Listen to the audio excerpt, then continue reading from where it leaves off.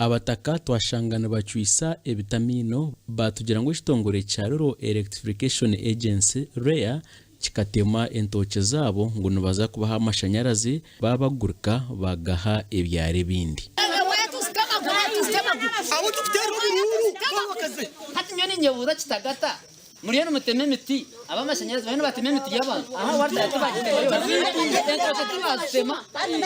hati yita bateme ntoke zitore n'imiti yitu rero tumara kufuna amashanyarazi bagatwareza kiba ogwa injira na washemera no kufuna nembo kubaka babaza twandike tuanze twandika kike owamuhiro murumo taramuhira cyashemera yo gukora ito twamugizera ngo aisha tukore kitagata.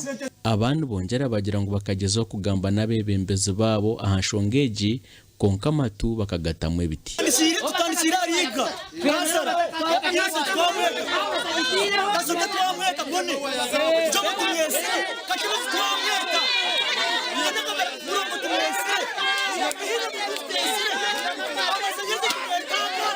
Kumanya tuine ba MP tuine ba kansalazi itwe turondo buru tukakora kirahanga.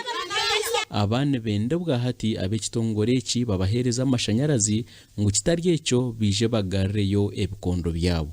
Twagezaho kugambana kanshimeza Eva orukora ahashonga z'abantu ba burijo omu kitongore cya REA ahasumu enshongezi yazigamba hwati konka abandi batakatunjira amashanyarazi itwitwe ntuza kuretera buri muntu we n'amashanyarazi abo ko bana icyo cyetengo cya government of Uganda so buri muntu we naza kutunga amashanyarazi.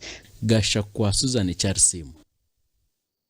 Suzanne Charsima ocherunitwe omugacenshire twaza kumura